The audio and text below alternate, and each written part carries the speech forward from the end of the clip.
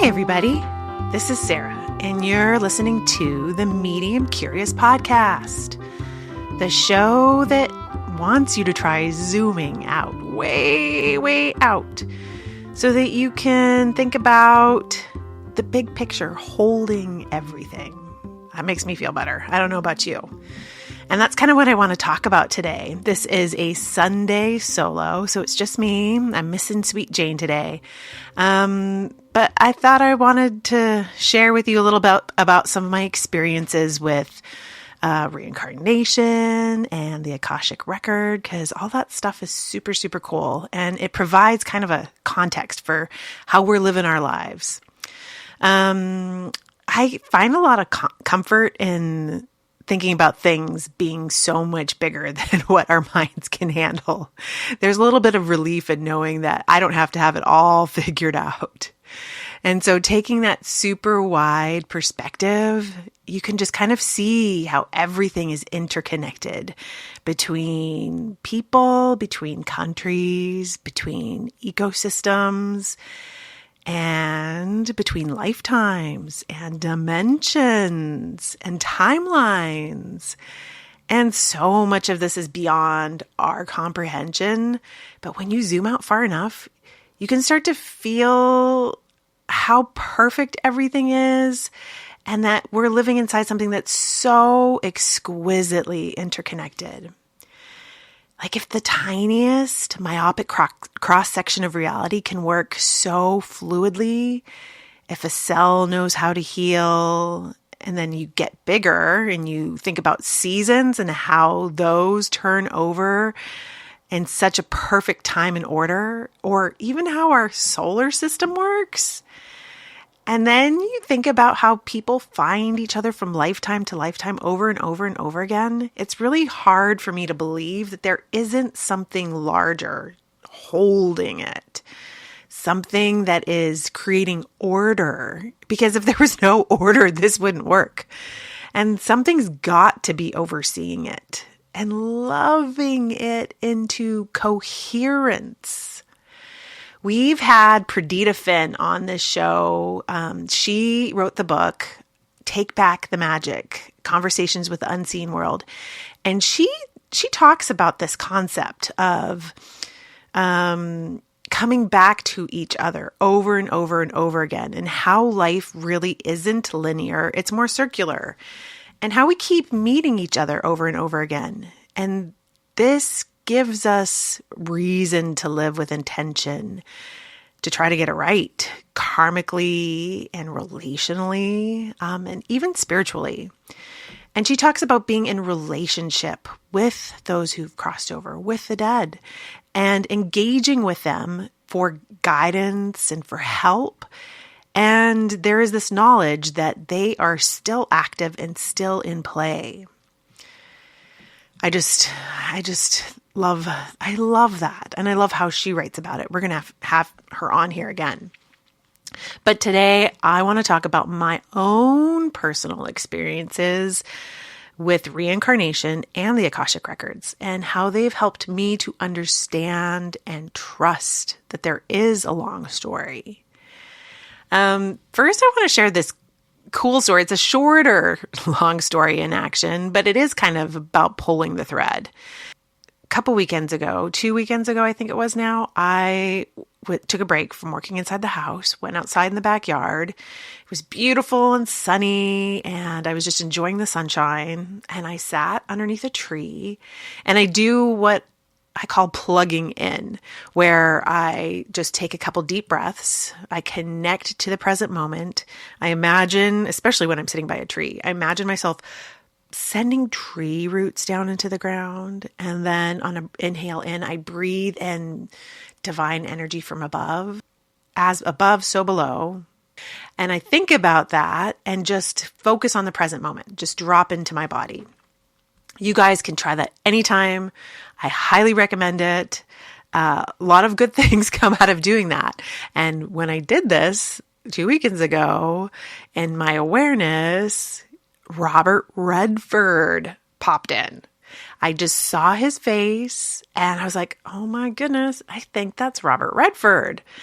And I really doubted that this was happening because, come on, why would Robert Redford reach out to little me?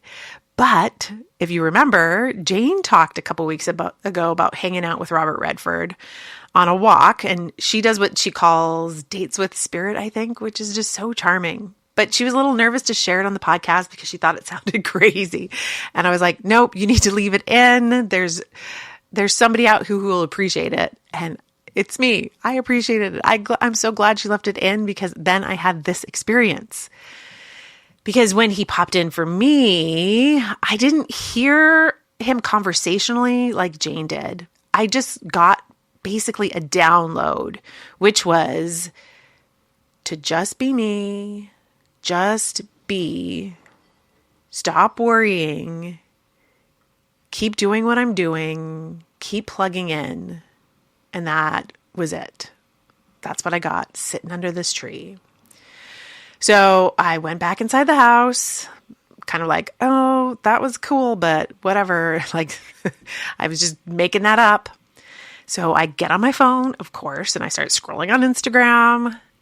And what pops up was a story from Susanna Scully, who we've had on this Instagram or on this podcast before. And I love and adore her. She used to have a podcast called The Cosmos in You, which was fabulous. And she posted a recording of a woman talking about Robert Redford's letter to his great-grandkids. So she was talking about this letter that he wrote to his great-grandchildren. And I'm going to paraphrase here, but the message was essentially this: when you're losing yourself, go sit under a tree or create. That to me was a huge affirmation. And, message received. Double time. Got it. And it wasn't just because of that synchronicity of Robert Redford showing up twice. It was the whole thread. Being part of a double story. Jane feeling surrounded and supported by her walk from Robert Redford, me plugging in my backyard, and then the exact affirmation coming through Susanna's story on Instagram. And it all felt like Spirit was giving me the same message. You're supported. Keep creating, keep trusting, keep doing what you're doing. Don't worry so much. And that's a small example of a continuing thread, how a story keeps moving and how everything can feel interconnected and interwoven. And I just love how I received the same message Robert Redford had written to his great-grandkids. He was handing down wisdom through generations and also sending me that message across the Great Divide. So cool. But now I want to talk a little bit about zooming out into a bigger story, which is reincarnation. And I'll say up front, I can only speak to my own experiences, and that always what I'm sharing with you is what I have personally experienced or what I've lived and what I've witnessed and what I have made sense out of. And we actually shared this story in the very first season that this podcast came out, but I figured I'd share it again in case anybody hadn't listened. And it has a lot to do with how I came online. So when one of my kids was really little, when he had just started talking, he kept talking about his old dad. And he would talk about what his old dad used to do with him and how much he missed him. And he was really missing him. And quite often in the evenings when he was falling asleep, he would cry and he'd just say, I really miss my old dad. I miss him so much. And this wasn't just a short amount of time. This went on. And it went on so long, like my husband started to get really hurt. He was like, who is old dad? And like, what am I? Chopped liver? New dad? Like, what is this? And it kept happening night after night. And at a certain point, I remember, just telling him, I think you need to give this to him. Like, this kid is processing something we don't yet understand, but this is very real to him. And so we just need to hang in there with him. So I also started asking my kiddo questions like, did your old dad have a name? And he did. His name was Quan. And I asked him why he only cried for his old dad and not his old mom. And he said very matter-of-factly that it was because his old dad took care of him while his mom worked. And I asked him what happened to his old dad. And he said that one day his dad opened the oven door and it blew up. And then I asked him, what did you do when that happened? And that's when he said, I got in your tummy then. And I asked him, how'd you do that? And he said he saw me in my little house and he decided he wanted to come and be with me. Whew. I know. And he was so clear about all of this when he told me. And he said this always with such conviction. And his story never really wavered. It was always the same. And of course, he doesn't remember any of this now. And I've heard that once kids start to learn how to read, once their frontal lobe comes online, these memories start to fade. And I don't think it's really good or healthy for kids to remember long into their lives about this stuff, because I think it can be confusing. And I do feel like little kids, before they're reading, they have this psychic connection that seems to go away when they start learning how to read. But for me, that experience as his mom at that time, it was one of those things that made me think, what are we? Who are we? And I was starting to think, how much bigger is the picture than we know? And there was other stuff going on for me at this time too. We had a babysitter who noticed that he was talking about all of this.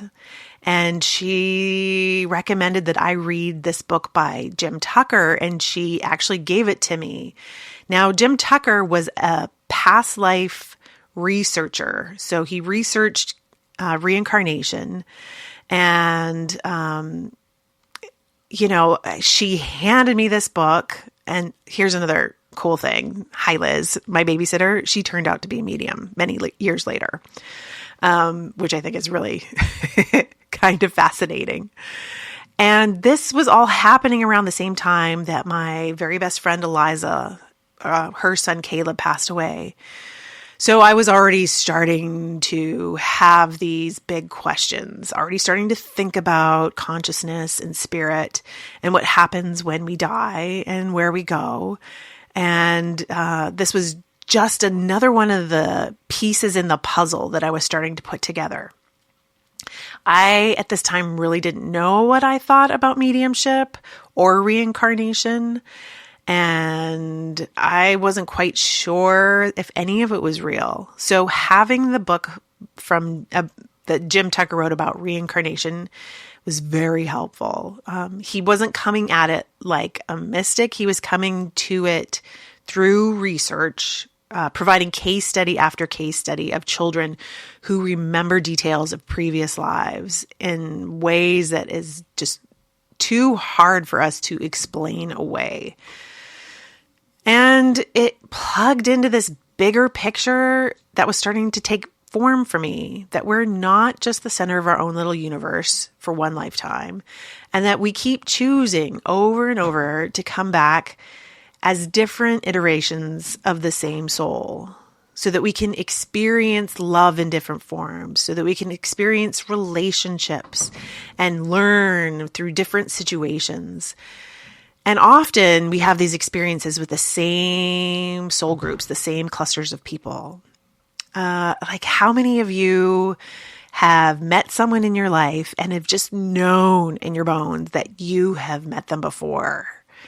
I definitely had that experience when I met my husband for the first time. There was just something about him that felt so familiar, like I already knew him.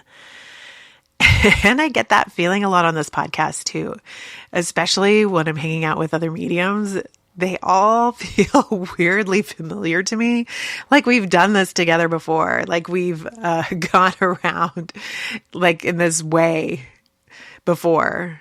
And I know that's not something that I can prove with evidence. It's just this feeling, and I'm starting to recognize it and appreciate it when it shows up. There's another thing that I'm really interested in that I've been spending time in, and that's in the Akashic Records. And it really adds a lot of depth to this concept of the long story. So when I was first starting out on my spiritual journey, the Akashic Records seemed a little bit more difficult for me to wrap my head around and to trust, because they don't offer the same kind of immediate proof that, doing mediumship readings does. With mediumship, what comes through can be verified in real time by the sitter. So it's getting information that you couldn't possibly know, and the person in front of you is confirming it right away, usually. And that kind of feedback can feel like the hard evidence that you need in order to connect to something bigger than you, in order to be able to trust it. And with the Akashic Records, I do think that can happen, but for me, it's more subtle, and it's less of, here's a verifiable fact, and it's more of this felt sense. It's more of a deeper knowing or patterns that reveal themselves. And when I first went to the Akashic Records, I didn't even go there intentionally. It wasn't a place that I was looking for. I just kind of stumbled there.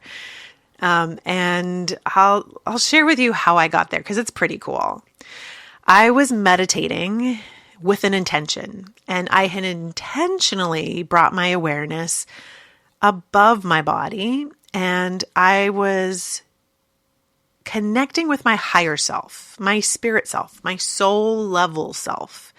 And from that vantage point, I was looking down at my human self, and I was just showering myself with so much love and compassion. And it was a practice that I felt very called to do, quite honestly, because I don't think it comes naturally to us in this Western culture. I think we're very critical of ourselves. We're taught to be very critical of each other and ourselves. But I know how important it is for us to love ourselves deeply and unconditionally. And we put a lot of conditions on self-love. So as I was doing that, as I was just pouring buckets of love down onto my little human body, I felt my awareness get almost like sucked up into a different dimension. And in my third eye, I suddenly saw what looked like a front desk with a secretary. And it looked like there were big gates or big doors, and there were like tall beings standing either like next to the gate or next to the doors. And I couldn't make out exactly who they were, but I had the understanding that I was at the Akashic Records. And I didn't intend to go there. I found myself there. And I was handed, again, this was in my mind's eye, a scroll. And I understood that it was a blueprint of my lifetime. Now, I wasn't able to literally read it, but I did have the understanding that I had access to it and other things in the records, other things that were stored in the records. So I am by no means an Akashic Record expert, but I do get a ton out of spending time there. And for those of you who don't know what the Akashic Records are, it is a non-physical library or cosmic energetic database that stores every thought, every word, every action, every emotion from every soul's past or potential future. And what can be accessed in the Akashic Records can feel really huge, so vast. So if you go there, it's really helpful to enter with a specific question or intention. But the overall feeling of being in that space at least for me, is like super high vibration. Super, I can't even explain it. It's kind of like being in like a really sparkly, very glowy, it feels really good to be there. And it feels so full of love and compassion for our experiences of being human beings. And there's no judgment. You're being seen without judgment. And at one point I asked about previous lifetimes and how they might connect to my current lifetime.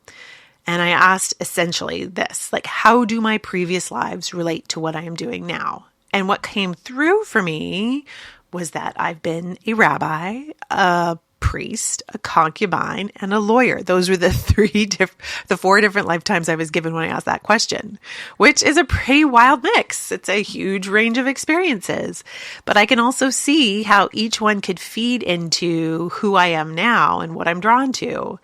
And, the experience that I'm having here in this lifetime. And let me give you another example of what I did when I went into the records. So I often will write a question after I've opened the records, and I open the records through the pathway prayer that Linda Howe explains in her book, which I'll link in the show notes. It's great. That's exactly how I've gotten into the Akashic Records intentionally, aside from that, time that I stumbled in there. And here's an example of a question that I posed to the Akashic Records. I wrote, to the Akashic Records, is there anything from past lives that is holding me back from receiving in this current life? And what the records wrote back, and this is just me writing, okay? So this is what I wrote as channeled from the Akashic Records. You have been a destitute farmer where there was much out of your control, as is how you feel in this moment.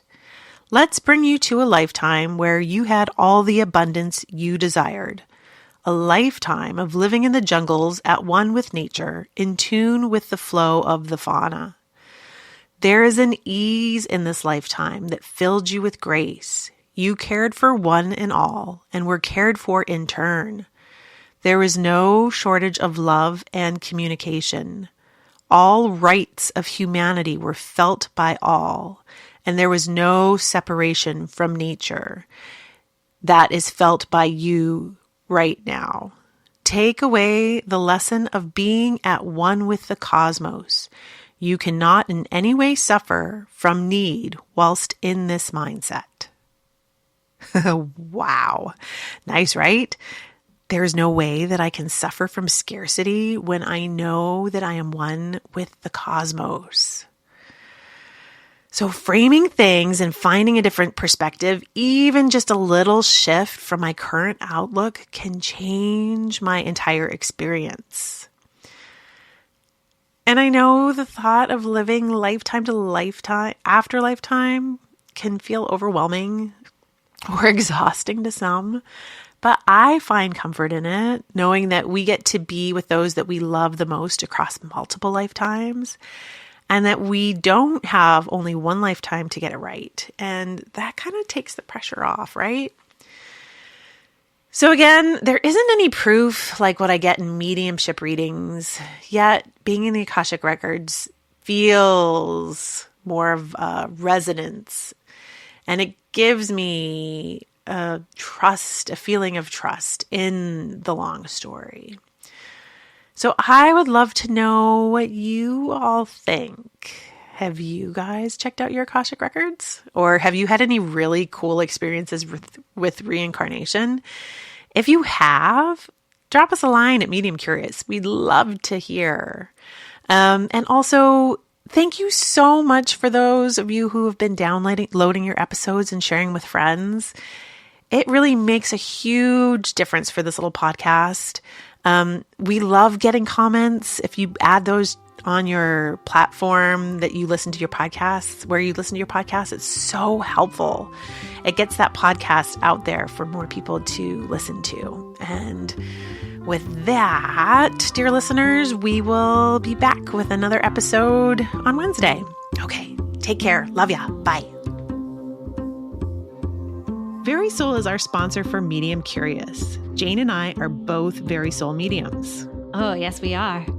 Verisoul.com, y'all. Inspired by spirit, guided by love, and brought to life by mediums.